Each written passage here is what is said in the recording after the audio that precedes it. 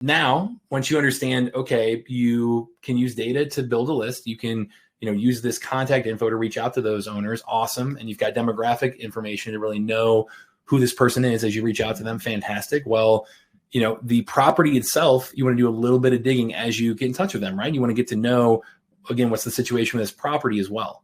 And so the new property card, when you click on a lead, you'll see this pop up right here. And in the mobile app, it looks very similar.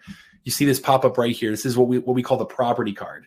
This is the contact card, the individual person. So that's one half of the equation, the person themselves. The other half is the address, the property. So when you click on that property card, what you'll see right here, and if you had used DealMachine in the past, you might remember our old ones. They weren't pretty. I know our team would be the first to admit that. You had to scroll quite a while to find all the data that you wanted to use and make it really actionable, right? That's the thing that I think the product team has absolutely nailed this time, is you can go in here and look at things like just very quickly and easily consume the most important information right here. You've got a ton of stuff to be able to take action on. And again, look at these things that, again, we've doubled the amount of data to dig into. So we want to make it easy for the newbie to view what's important quickly, but also easy for the more advanced investor to click on that more info and dig into it more and look at more information about that individual property. So we'll walk through each of those things together here in a second. I will mention before you get on the right side, the left side, there's a lot of new stuff too. So property tags, you'll see you've got the tagging right there. That's fantastic for, especially if you're driving for dollars and you're driving around, you're adding properties. You can click on tags and say things like, oh yeah, make this high priority, make this, a certain level of distress. You can customize all of these tags right here. I do that often, like the levels of distress and high priority, all that. Those are all custom tags that I've created inside DealMachine. When you go in this top right corner and go to application settings right here, lead tags, you can just add a bunch of different tags right there. It's just a great way to stay organized. If you're driving around and you're adding tags that way, it's great to be able to say, oh yeah, I want to make sure I remember to reach out to them right away. Tag it as high priority. Awesome. Cool. Let me go in there and do that. So tags, make sure to remember those. Lists, you can add it to any list you'd like. You already obviously pulled this list, so it's in, remember that one. Lead owners, if you have other people inside your DealMachine account, you can assign different properties to different addresses to different, lead owners inside your account. And then this pending approval is the lead status. It really is your pipeline status. So if you're using DealMachine as a CRM, you can see when this property has marketing. If I'm sending postcards to it, it'll automatically say with marketing. You'll see things like, oh, it's going to, you can adjust it when you call them and you set an appointment. Awesome. Market appointment sent.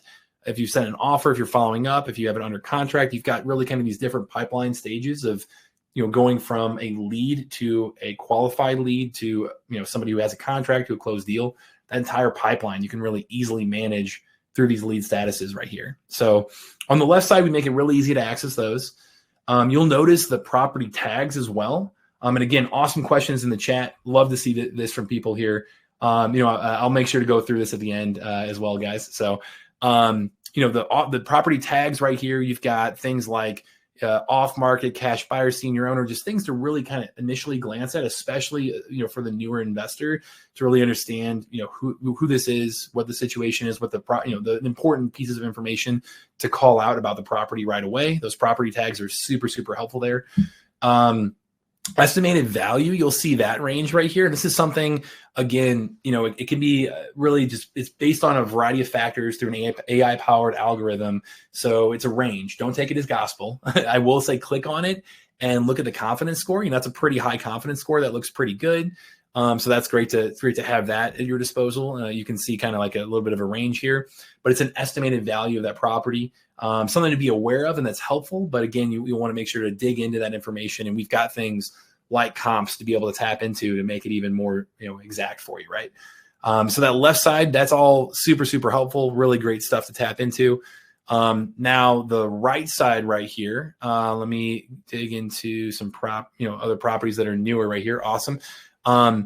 If we're looking on the right side right here, so this is going to be showing you more about, again, the property itself. That's the property card is looking at the property. The contact card right here is looking at the person. So you remember those two things in terms of how you dig into this information, how you use this information. The property card. So you'll notice right away, again, we've got equity right here, estimated equity and percentage. Property characteristics. So this is anything around the house itself, the square footage, bed, bath, year built, even things that are really interesting, like garage area, heating type. Is there a basement? Is there, how many floors are there? Things like that. A lot of really good info that is really helpful for your buy box, especially if you're more of a buy and hold investor. That information can be super helpful to help you really analyze and understand, okay, show me properties that fit my buy box. I'm going to try to burr this property, for example. The property itself, that information is going to really, really help you make those decisions. So we give you way more info there. You can actually go in and filter by this as well. If you go into the map again and go to that more filter, you'll see that property characteristics, that's now a filter right here. So if you're looking for properties that, only have, a big garage, or only have, a basement or what have you, really help you come in here and identify, again, that buy box, you can really replicate that so much more effectively now inside these filters. So the property characteristics, those are super helpful. If I go back into this property here, awesome. You've got land information, this next section down. I know parcel ID, that's a huge one we hear over and over again. I know it's really helpful, especially for land and things like that.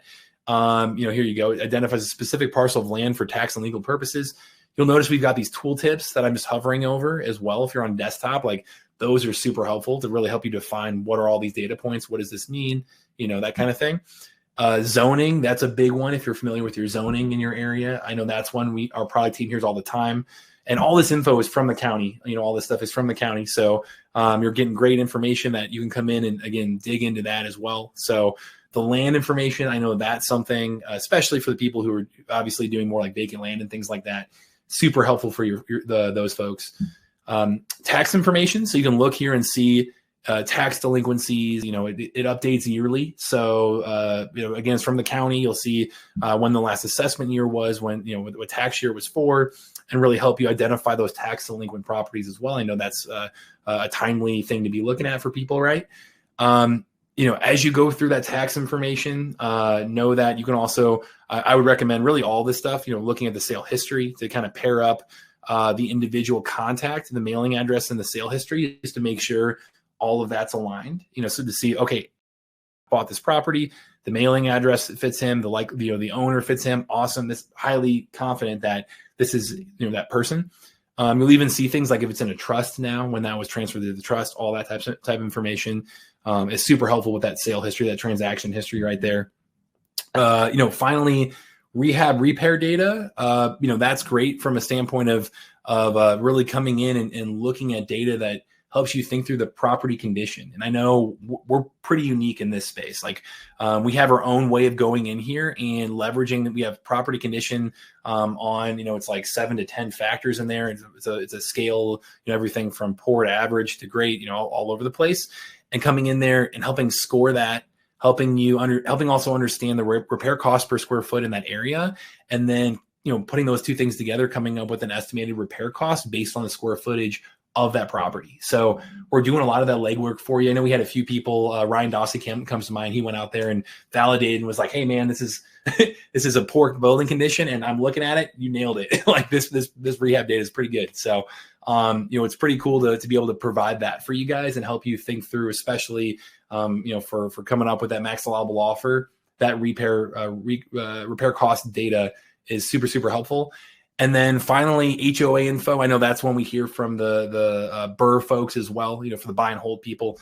HOA info is super helpful to really understand, if they're part of an HOA and, to potentially, avoid those types of properties as well if you're, looking to do that. So we've got all of that now laid out there for you. Again, you can filter by almost all of that in this More tab. If you click on More, you've got the tax info right here to click through. Like tax delinquent, you've got the land info to click through and really, sort by that. You've got, again, those property characteristics I was showing you, all kinds of stuff to really dig in. I think is rehab on here as well. Yep, rehab and repair cost. So you can filter by that to find properties that have a good building condition or poor building condition. So there are just so many powerful ways to be using this stuff now. Love to be able to show this stuff off to you guys. Our product team has been so hard at work. This last year, as you've seen throughout this entire thing,